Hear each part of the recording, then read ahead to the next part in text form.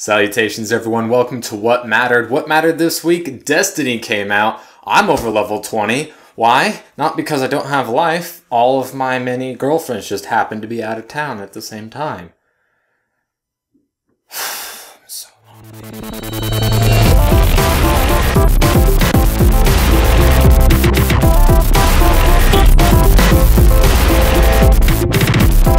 So a lot of big stories this week. The biggest one being Destiny coming out, highly anticipated shooter, shipped $500 million worth of copies to retailers. People haven't bought them yet, or maybe by the time I'm filming this video, 500 million have been sold, but I'm sure it's easily going to hit that mark, cover its cost. It is the best-selling new IP of all time, It's the best new selling first game of a franchise to ever come out.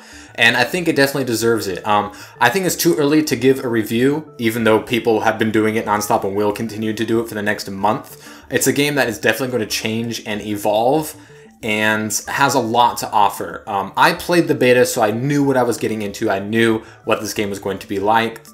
And my views on the game really haven't changed from the beta outside of I can play more. I've played through pretty much anything that you can do at this point. Obviously, there's going to be a lot of support in this game, a lot of support. We're going to be seeing new stuff all the time. There's a new event that started yesterday. That's a new multiplayer type of thing. There's a new vendor that's there on weekends, so I can spend those strange looking coins. There's going to be a new strike on Venus starting the 16th. And plenty of other stuff to come. That's not even including, expansion packs, which don't have an official release date yet, but I got that as well. And I like the game. I definitely like the game. The beta gave me a good test of what I should expect. The story, not great. Not gonna lie. The story isn't great. Story isn't gonna grab you. They don't explain a lot of things. They don't go really in depth in the universe like some other games do, like, Mass Effect or even Halo, which Bungie did do. And the story isn't that great. There is a lot of other things that you can look up on like grimoire cards to get like a little more backstory on the universe, but the story isn't like the centric thing. It's mainly like the combat, the RPG elements, the strikes, the raids, the loot, all the stuff that you can do. I don't think the game is perfect. I definitely think it's $60 well spent, as well as however much the expansion was. I think that was like 40 or 50 bucks. But I really enjoy the game. I like the single player, the linear stuff. I like the team-based stuff. I like the Crucible multiplayer. I think is fun. It's just kind of there. It's an extra thing. A lot of people are kind of confused because they thought, like, oh, this is a new shooter, so, it's going to be a multiplayer thing. It's not a multiplayer thing per se. It's a PvP. If you have a better gun, you're going to be at a much greater advantage to other people. So, there are going to be some good and bad things with this game, but it's a shared world first-person shooter, first of its kind. I think the game is going to change a lot, so they're going to make some changes. I think the things I think they can do better, as well as this gaming evolving overall. It's going to be given a lot of support, and they expect it to last 10 years. They expect that this one game to last the entire lifetime of the current generation consoles, which just came out last year. And I think that's a really crazy thing to expect out of a game, to have it, like, oh, we're gonna get a World of Warcraft or a Minecraft long tail. Those aren't things that you can plan. Bungie, of course, has had a lot of success in the past with Halos 1 through 4 and Reach and ODST. And I think, if there's a company that can do it, Bungie is one of them. I like the presentation of what they've given us so far. There's certain things I would like to see happen as far as more things to do, more people in a group, more different types of loots. And I think that we're going to be getting a lot of that. I also want to see the level cap raise even higher outside of gaining light to go past level 20. And but overall, I really like the game. I've been playing it a lot. As you can see, I am moving, so I apologize in advance for videos that aren't going to be coming out in a steady stream in the next couple weeks, as well as streaming on Twitch. I won't be able to do very much of at all for the next couple weeks, but bear with me, and we can play Destiny together if you would like. The other huge cataclysmic thing that we got this weekend was the announcement of Book 4 of The Legend of Korra. We got a release date. We weren't expecting to get a release date this soon, but what is even less expected is what the release date actually is. October 3rd, as in just in a few weeks. Not next year, in a few weeks. book 4 is coming out when, you know, book 3 just ended a couple weeks ago. Absolutely insane. This was my first reaction right here.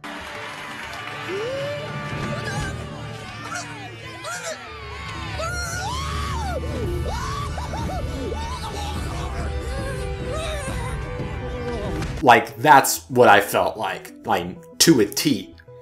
And super excited, super crazy. I don't think of any show has ever done this before unless there's like digital only format. And really, really pumped, especially the way that book 3 ended. I really love the show. How this happened is really, really strange, and as a lot of people wondering if this is a good thing or not.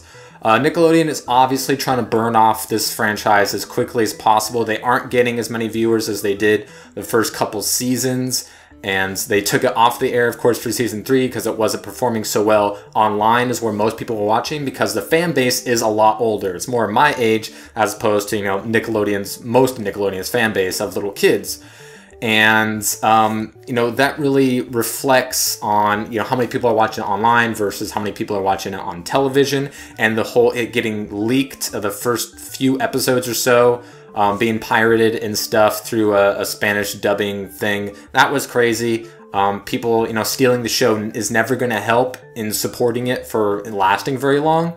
But I think it's safe to say that with that, and there having been no plans for a book 5 or another Avatar, that this is going to be the end of what we know of as the Avatar universe, with Last Airbender's 3 books and with Korra's 4 books. I think it's going to end there. The creators have no plans for anything else. We, of course, have the video game coming out, and I'm super psyched for that, which is going to be even weirder since the 4th season will start before the video game comes out, and the video game covers the time between book 2 and 3.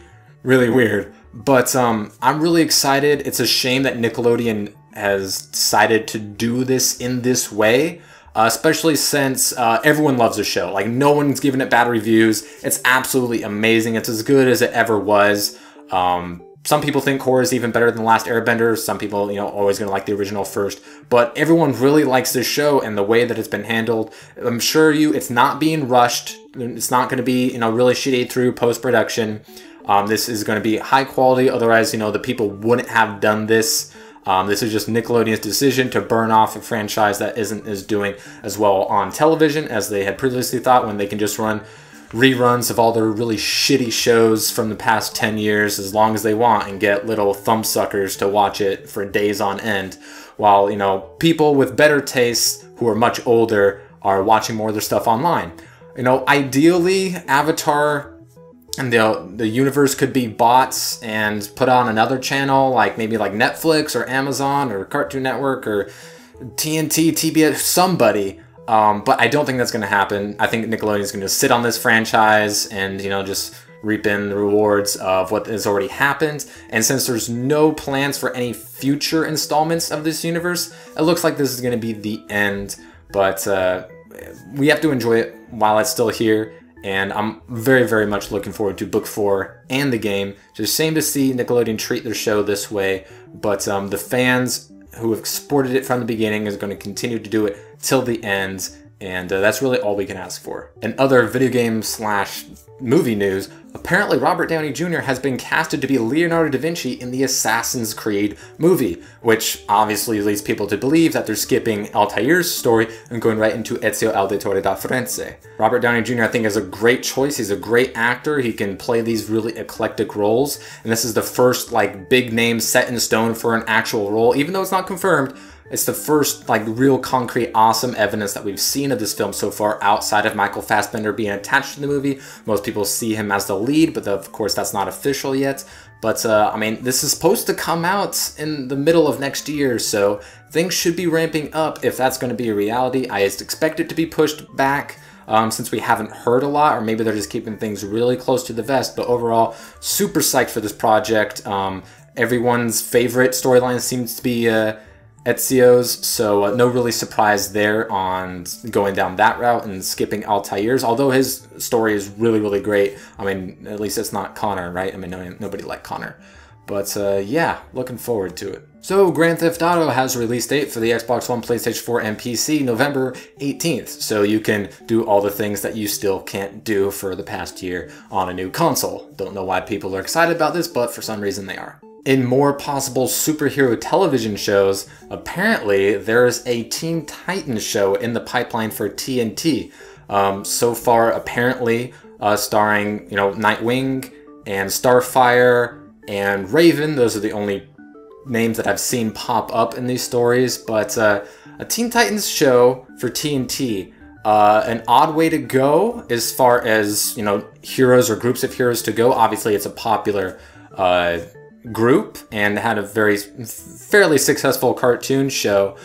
But TNT, I'm not too hot on. It does have a lot of awesome people attached to the project, but I think that this would be very surprising if A, it actually happened, and B, if it was actually really good. I know TNT, they know drama, but this may be just a little too much for them to handle. It looks like the final DLC for Battlefield 4 is going to be coming out fairly soon. The Final Stand DLC is right now in CTE, or the Community Testing Environment, only on PC, of course, and apparently it involves futuristic things. It takes place in the future, in a winter Russian wonderland with railguns, a hovering tank, or something like that. Apparently lasers of some sort. Really, really weird for Battlefield, but I've really liked all the DLC that they've given us so far, and as a Season Pass holder, very, very much looking forward to it, as long as the achievements aren't as freaking annoying as China Rising. And other big surprising news, Microsoft is looking to purchase Mojang from Notch for $2 billion. That's a lot of change for, the third most successful video game of all time, with quite the long tail that just came out on current generation consoles. Microsoft, pretty big in the video game business, and they got a lot of scratch to throw around. So $2 billion sounds like a lot, but when you take a look at Minecraft as an IP and merchandising, the movie that it's going to be making, and further DLC that they're going to be shelling out, it makes sense from a financial standpoint. A lot of people obviously don't want this to happen because they think Microsoft would just hold it hostage on their platforms, which I don't think is in the best interest of really anybody. To keep it on as many platforms as possible is how you make the most money. Mojang has already showed us that. And I don't think it's going to happen. Apparently, Notch reached out to Microsoft for this offer, not the other way around. So it makes sense from Microsoft's perspective, and it makes sense from Notch's perspective. I mean, it's $2 billion. What wouldn't you sell for $2 billion? It's a really crazy prospect.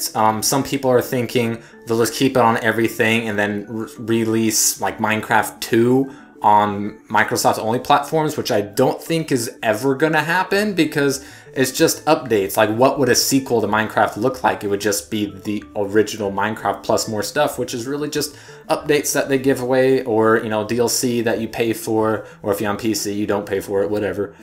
I think it's a really weird people's strategies on how Microsoft should handle this. I think it's just a really weird thing that I don't think is going to happen unless it's completely true that Notch is reaching out to Microsoft. The money makes sense. Selling it for $2 billion makes sense. I mean, what doesn't? So if it turns out that Notch really wants to sell Mojang and Minecraft for $2 billion, I think it's going to happen. It's smart for anybody involved to do so because Minecraft isn't going away. It's a huge part of not gaming culture, but just the culture in general. It's the biggest video game in the world right now and in the near future, I see. So interesting. And that is what mattered this week. Hope you guys enjoyed. All the links to these stories will be in the description below, and I will see you guys next time.